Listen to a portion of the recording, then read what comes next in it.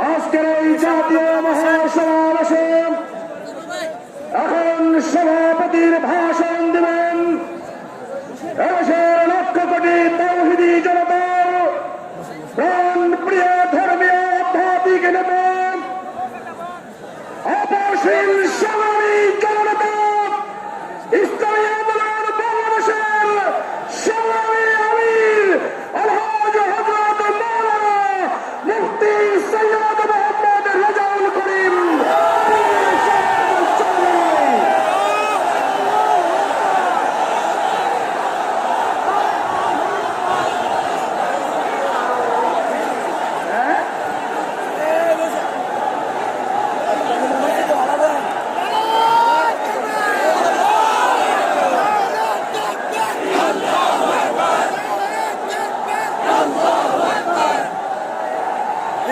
বসেন হইছে হইছে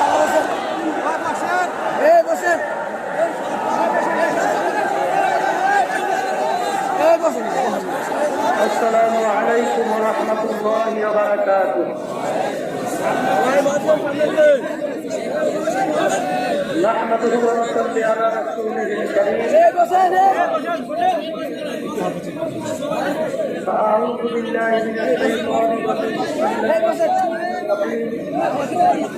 ولا تهنوا ولا تحزنوا صدق الله العلي العظيم। এই হাত পাকা এই হাত পাকা নামান হাত পাকা ভাই এই ভাই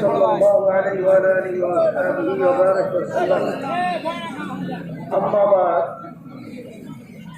আজকে বিশেষ করে যে উদ্দেশ্যে এই মহাসভায় দেখা হয়েছিল, আপনারা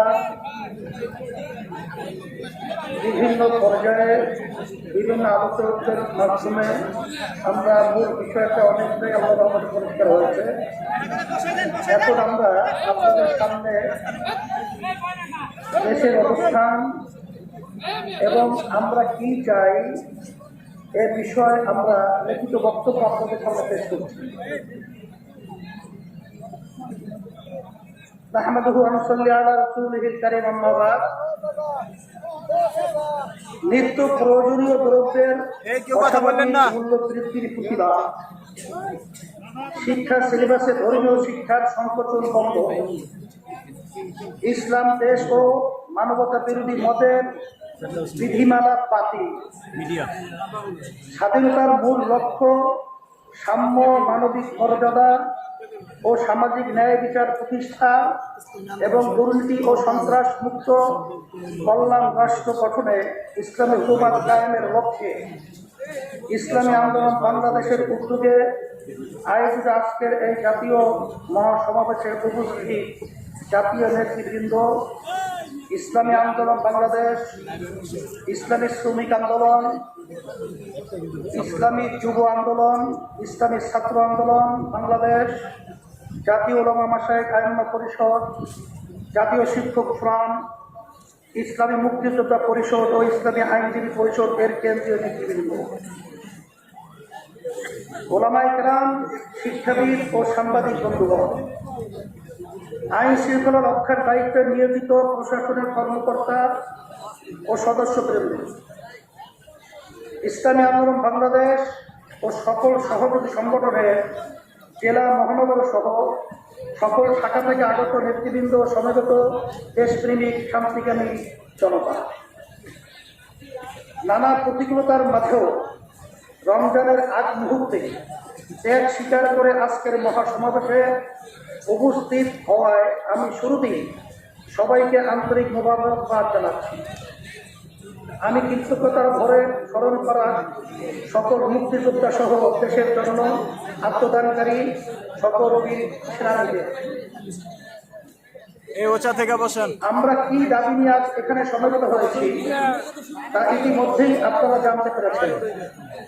স্বাধীনতার 50 বছর পর বাংলার মানুষকে খাদ্য, নিরাপত্তা, সাম্য, মানবিক মর্যাদা, সামাজিক ন্যায় বিচার, ভোটের অধিকারের জন্য আন্দোলন করতে হবে, মদের বিধিমালার যারা আছেন বসেন, আন্দোলন করতে হবে, বসেন বসেন, ধর্মীয় শিক্ষার হচ্ছে আবার দাঁড়ায় থাকে। এবং সুষ্ঠু নির্বাচনের দাবিতে রাজপথে নামতে হবে, একথা ভাবতেও আমাদের লজ্জা হয়।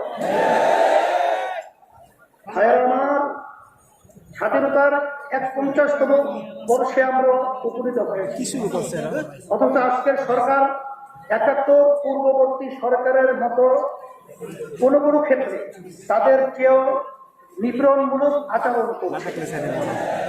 আমরা দীর্ঘ 1 মাসেরও আগে ঘোষণা দিয়েছি যে 31শে মার্চ সরারদি উদ্যানে অনুষ্ঠিত হবে। সরকার নানা চাল বাহানা করে প্রথমে তারিখ বদলাতে বাধ্য করেছিল। তারপরেও আমরা আশা করেছিলাম যে পরবর্তীতে তারিখে সহরার্থী উদ্যানেই মহাসমাবেশ অনুষ্ঠিত হবে, কিন্তু তারা চরম অসৌজন্যমূলক আচরণ করে সেখানে সমাবেশ করতে দেয় নাই।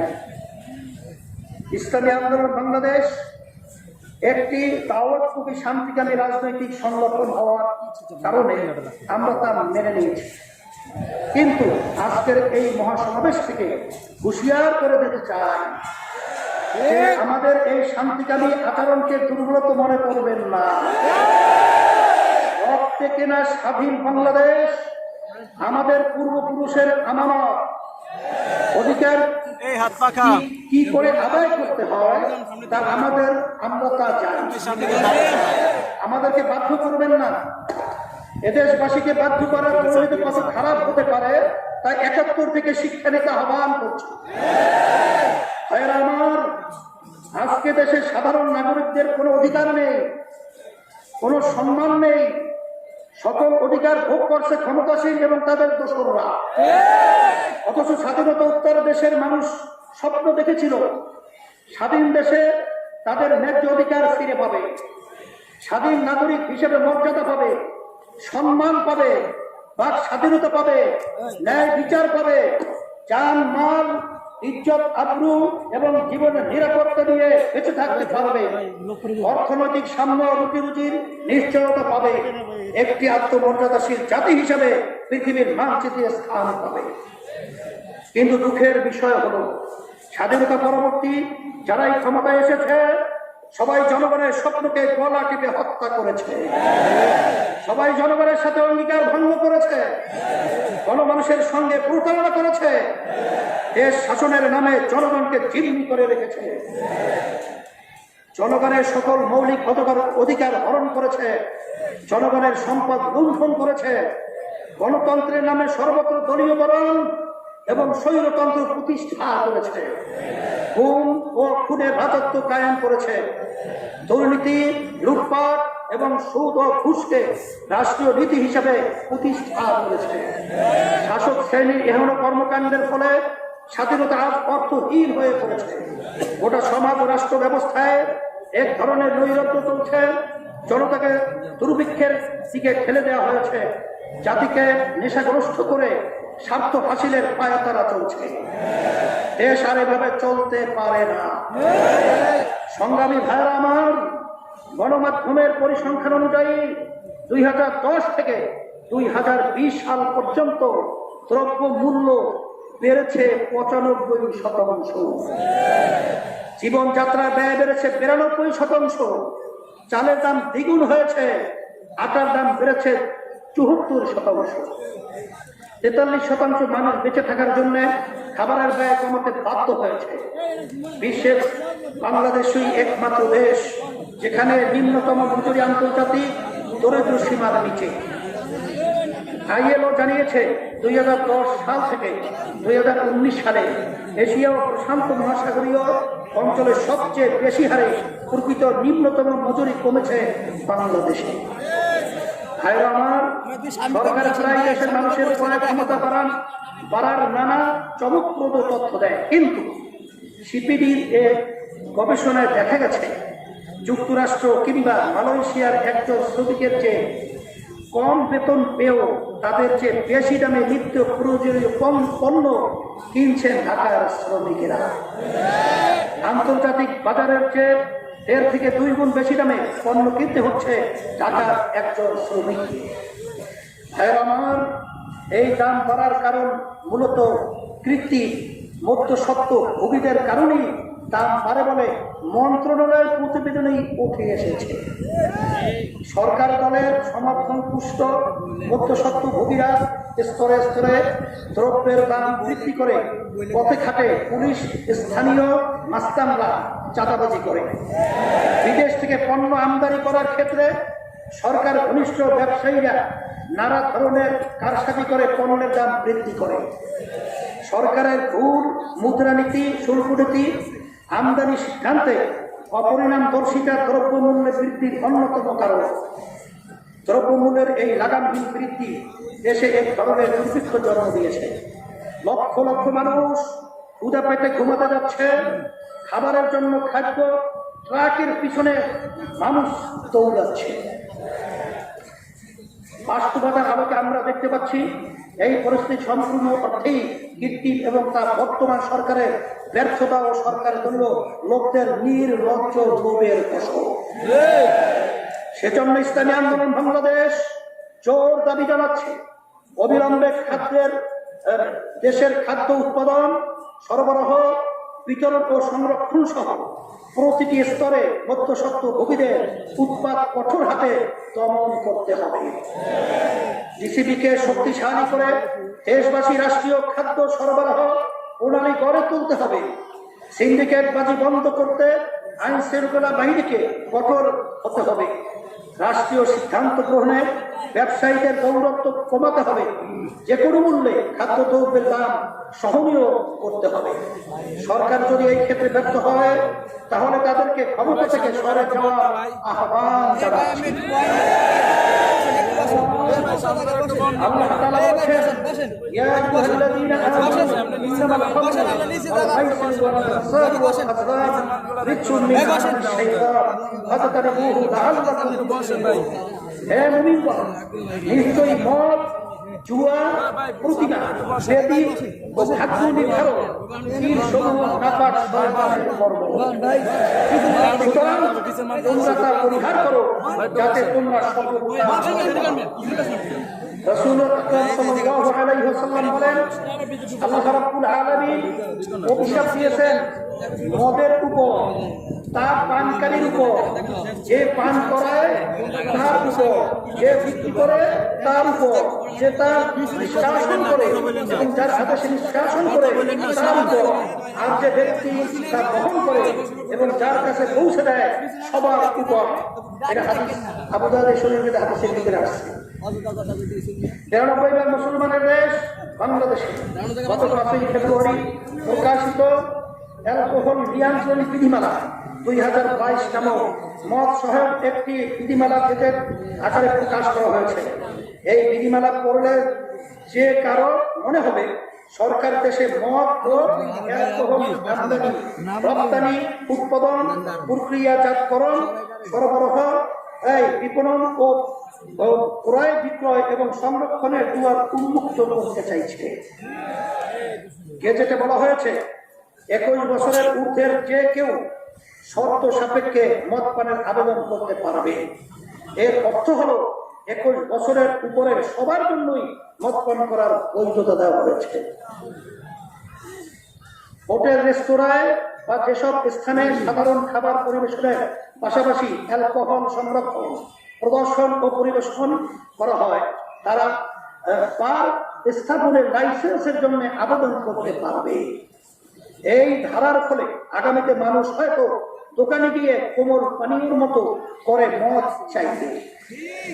কোন এলাকায় 100 জন দেশি মদ বা বিদেশি মদের পারমিটধারী থাকলে অ্যালকোহল বিক্রয় লাইসেন্স দেওয়া যাবে।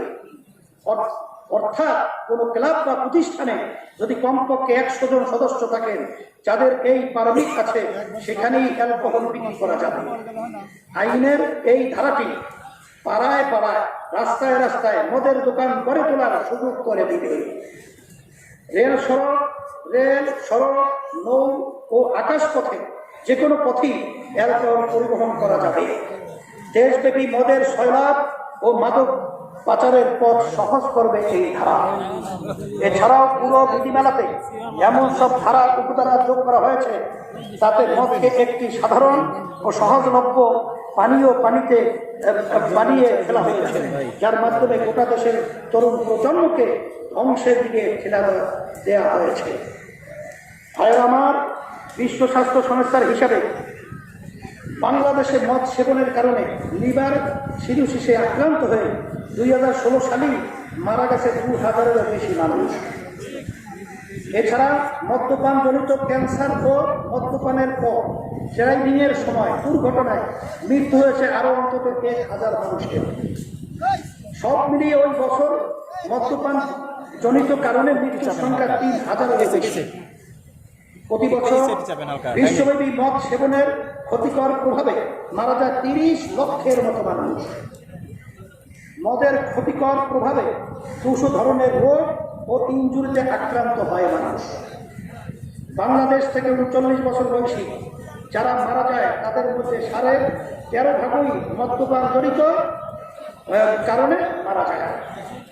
মদ সেবনের প্রতিক্রিয়ায় মানসিক ও আচরণগত সমস্যা দেখা দেয় অনেকের মধ্যে। 2018 সালের তথ্য মতে বাংলাদেশে 15 বছরের বেশি বয়সীদের 0.8% মানুষ মদ পান করে। এই স্বল্প সংখ্যক মানুষের জন্য সরকার এমন হঠাৎ করে বিধিমালা প্রণয়ন করছে, অথচ দেশে সড়ক দুর্ঘটনায় প্রতিদিন অন্তত করে 20 জন মারা যায়। তাদের নিয়ে সরকারের কোনো বিচার বা কোনো চিন্তা নাই। সার্বিকভাবে মনে হচ্ছে এই সরকার গোটা জাতিকে নেশাগ্রস্ত করতে চাইছে, তরুণ প্রজন্মকে নেশা আচ্ছন্ন করে নিজেদের স্বার্থ হাসিল করতে চাইছে। ভাইয়ের আমার, বাংলাদেশের সংবিধানের 2য় ভাগে রাষ্ট্র পরিচালনার মূলনীতি পর্বে ধারা 18-তে বলা হয়েছে, 1. জনগণের পুষ্টির স্তর উন্নয়ন ও জনস্বাস্থ্যের উন্নতি সাধনকে রাষ্ট্র অন্যতম প্রাথমিক কর্তব্য বলিয়া গণ্য করিবেন এবং বিশেষত আরোগ্যের প্রয়োজন কিংবা আইনের দ্বারা নির্দিষ্ট অন্যবিধ প্রয়োজন ব্যতীত মদ্য ও অন্যান্য মাদক পানীয় এবং স্বাস্থ্যহানিকর এজসের ব্যবহার নিষিদ্ধকরণের জন্য রাষ্ট্র কার্যকর ব্যবস্থা গ্রহণ করিবেন। 2. সংবিধানের ধারা গণিকাবৃত্তি ও জুয়া খেলা নিরোধের জন্য রাষ্ট্র কার্যকর ব্যবস্থা গ্রহণ করিবেন। জনস্বাস্থ্যের জন্য ক্ষতিকর হিসেবে সরজন স্বীকৃত মদকে ব্যাপকভাবে ছড়িয়ে দেয়া এই বিধিমালা আমাদের সংবিধানের সাথেও সাংঘর্ষিক। ফলে 93% মুসলমানের দেশে ইসলাম কর্তৃক হারাম এবং আমাদের সংবিধান কর্তৃক নিষিদ্ধ মদের ব্যবহার সহজ করে এমন কোন বিধিমালা মেনে নেওয়া হবে না। আমরা সরকারের প্রতি জোর দাবি জানাচ্ছি, অবিলম্বে এই বিধিমালা সংশোধন করে মদকে বাংলাদেশে নিষিদ্ধ করুন। অন্যথায় ইসলামী আন্দোলন বাংলাদেশ, ইসলাম দেশ, তরুণ প্রজন্ম মানবতাকে রক্ষা করতে যে কোনো কঠোর কর্মসূচি দিতে বাধ্য হবে ইনশাআল্লাহ। আমার জাতীয় শিক্ষানীতিতে HSC পরীক্ষার আবশ্যিক বিষয়াবলী থেকে ইসলাম শিক্ষাকে বাদ দেওয়া হয়েছে। মানবিক বিভাগ ছাড়া বিজ্ঞান, বাণিজ্য, অন্যান্য বিভাগে ইসলাম শিক্ষাকে ঐচ্ছিক বিষয় রাখা হয় নাই। ফলে শিক্ষার্থীরা ইসলাম শেখার আগ্রহ হারাচ্ছে। মাধ্যমিক স্তরে যতটুকু ইসলাম শিক্ষা রাখা হয়েছে তাতে ইসলামকে খণ্ডিত আকারে উপস্থাপন করা হয়েছে, আর উচ্চ শিক্ষায় ইসলাম শিক্ষা সম্পূর্ণই বাদ দেওয়া হয়েছে। ফলে বাংলাদেশের মেধাবীরা দেশের জন্য সম্পদে পরিণত না হয়ে দেশের জন্য বিপদের কারণ হয়ে উঠেছে। কুয়েটে পড়েও কিছু ছেলে গুলিতে পরিণত হয়েছে।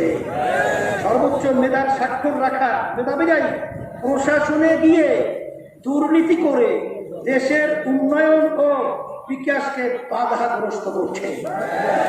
ইসলামী আন্দোলন বাংলাদেশ দাবি জানাচ্ছে, শিক্ষার সকল স্তরে ধর্মীয় শিক্ষাকে বাধ্যতামূলক করতে হবে, পূর্ণ ও আবশ্যিক বিষয় হিসেবে গণ্য করতে হবে। ভাইরা আমার, বাংলাদেশের স্বাধীনতার ঘোষণাপত্রে স্বাধীনতার প্রধান প্রেক্ষাপট ছিল সাম্য, মানবিক মর্যাদা ও সামাজিক ন্যায় বিচার।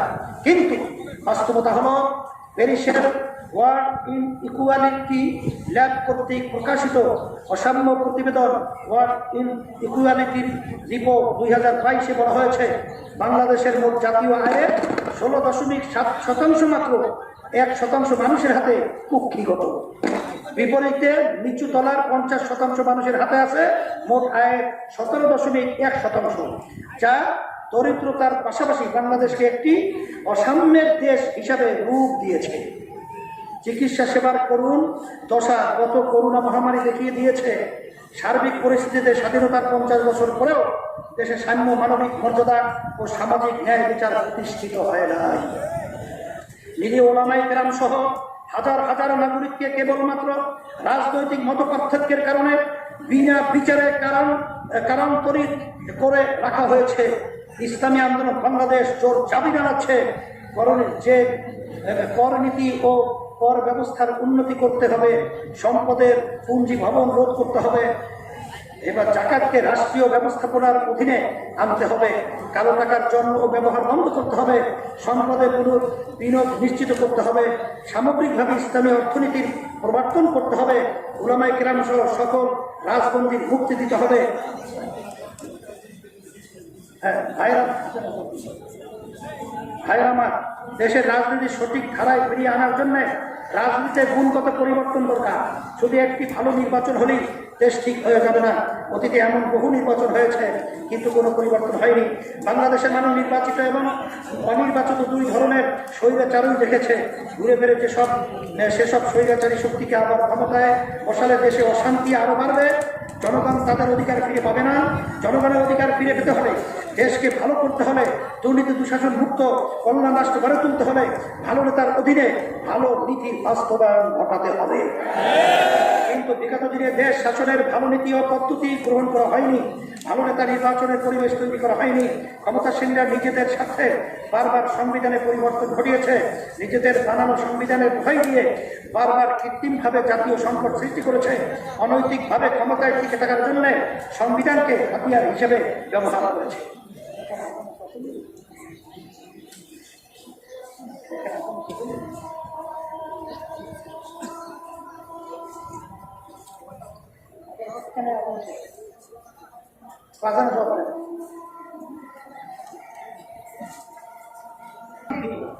এ সময় সংঘাত আর সহিংসতার অশনি সংকেত পাওয়া যাচ্ছে।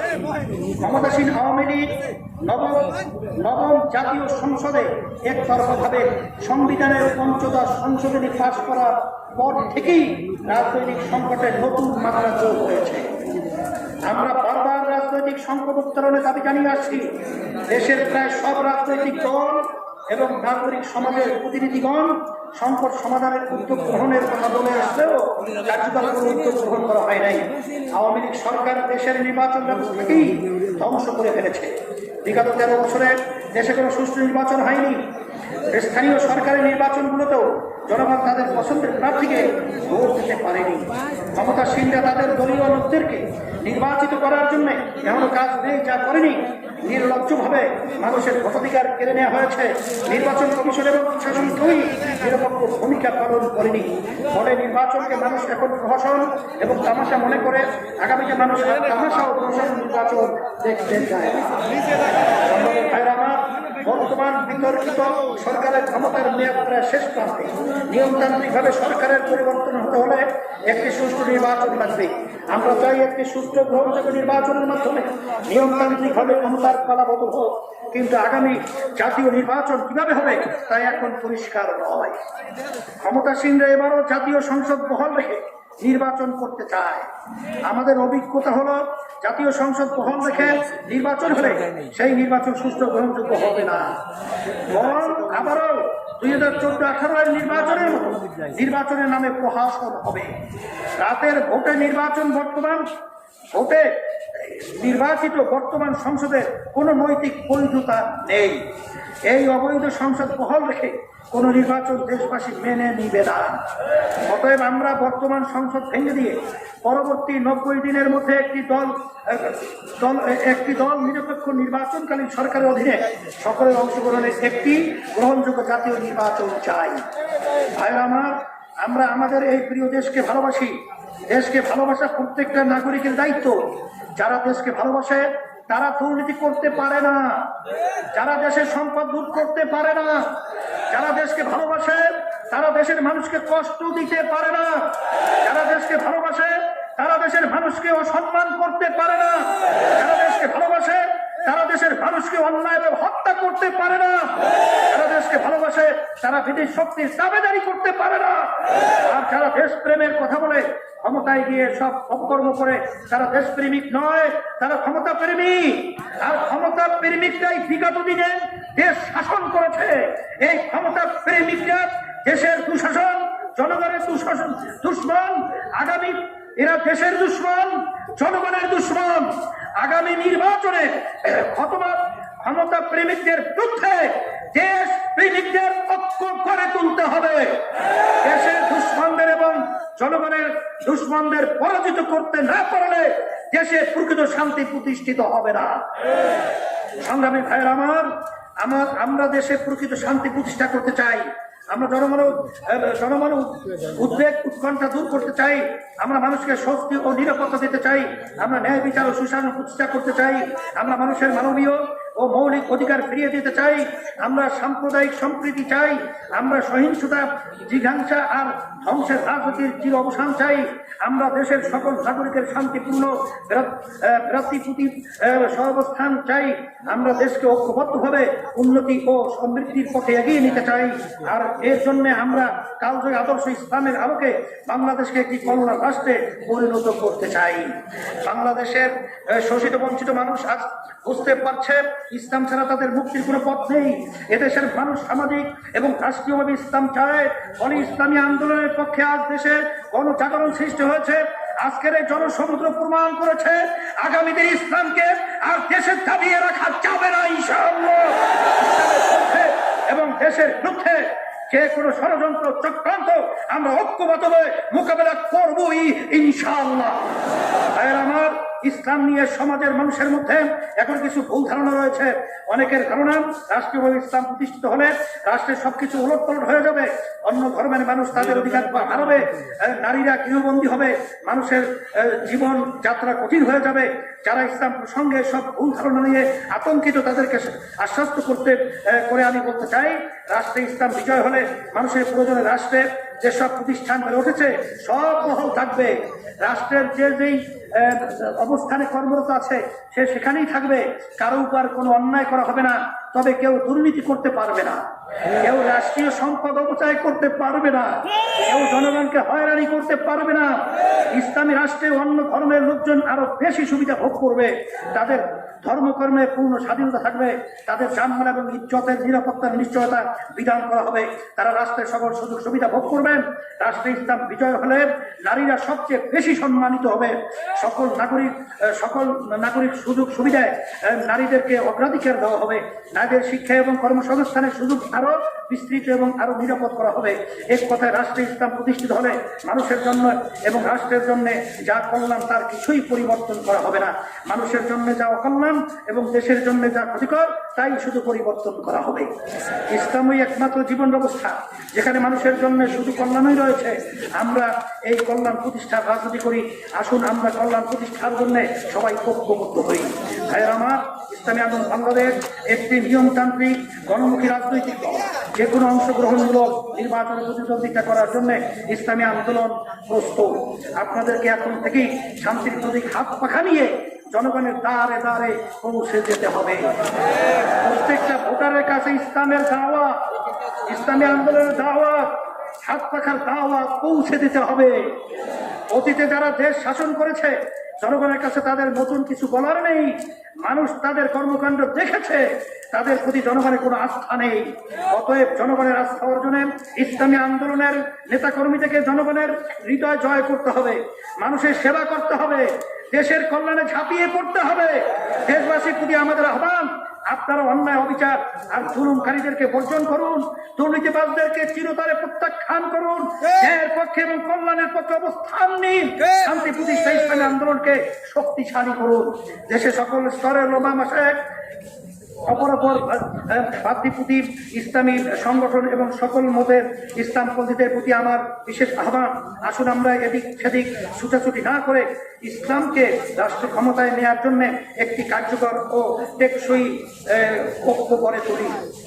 আমরা যদি কার্যকর এবং ফলপ্রসূ ঐক্য করে তুলতে পারি, তাহলে ঐক্যবদ্ধ ইসলামী শক্তি হবে এদেশের প্রধান রাজনৈতিক শক্তি। আর আমরা যদি মানুষের কল্যাণে সঠিকভাবে কাজ করি, তাহলে আল্লাহ তাআলা পবিত্র কালামে ওয়াদা করেছেন আমাদেরকে খেলাফতের দায়িত্ব প্রদান করিবেন।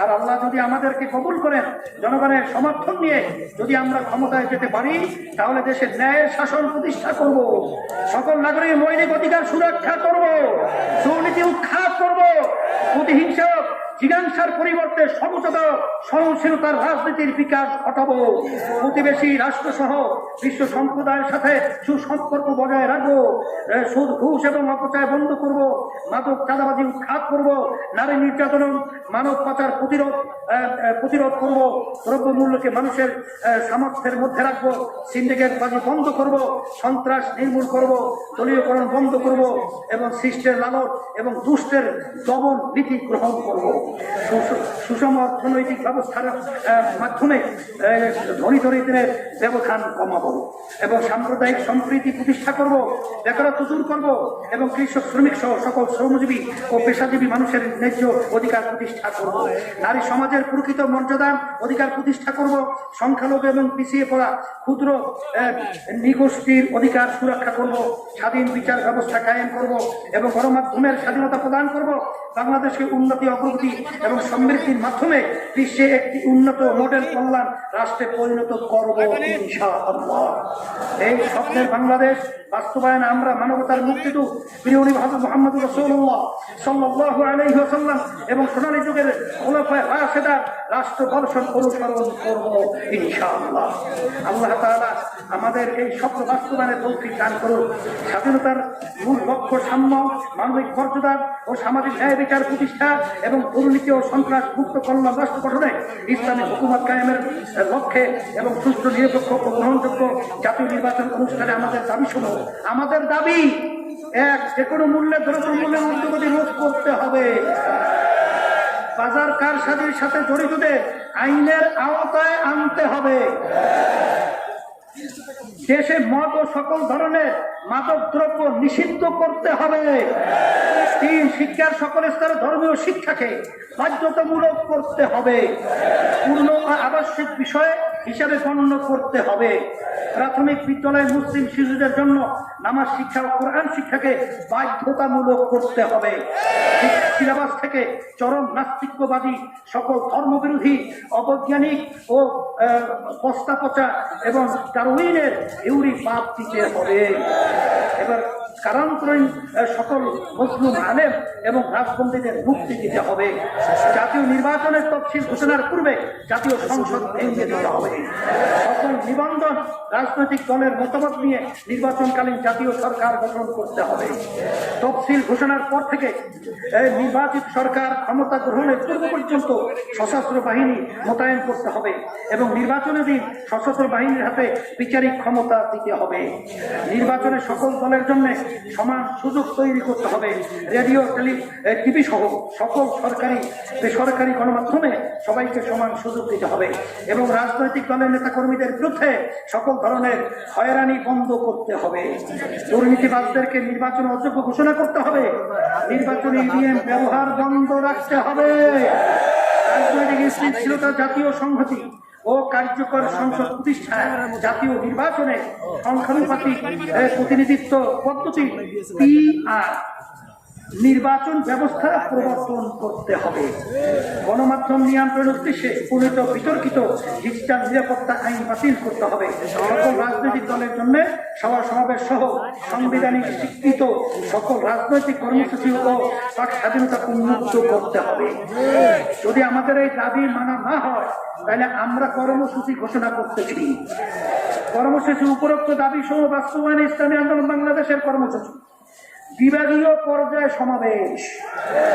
এই অক্টোবর 13ই মে শুক্রবার রংপুর বিভাগের মহাসমাবেশ হবে। 20ই মে শুক্রবার বরিশাল বিভাগের মহাসমাবেশ হবে। 21শে মে শনিবার খুলনা বিভাগে মহাসমাবেশ হবে। 27শে মে শুক্রবার চট্টগ্রাম বিভাগে মহাসমাবেশ হবে। 4 জুন শনিবার রাজশাহী বিভাগে মহাসমাবেশ হবে। 10 জুন শুক্রবার সিলেটে বিভাগীয় জাতীয় মহাসমাবেশ হবে। 20শে জুন সোমবার মোমেনশাহী বিভাগীয় শহর বিভাগীয় মহাসমাবেশ হবে এবং 1 জুলাই শুক্রবার ঢাকায় গণমিছিল। আজকের মহাসমাবেশ সফল করে তোলার জন্য যারা যেভাবে সহযোগিতা করছেন সবাইকে আবারও ধন্যবাদ জানিয়ে শেষ করছি। আল্লাহ হাফেজ। আখির দাওয়ানা আলহামদুলিল্লাহি রাব্বিল আলামিন। আসসালামু আলাইকুম ওয়া রাহমাতুল্লাহি ওয়া বারাকাতুহু।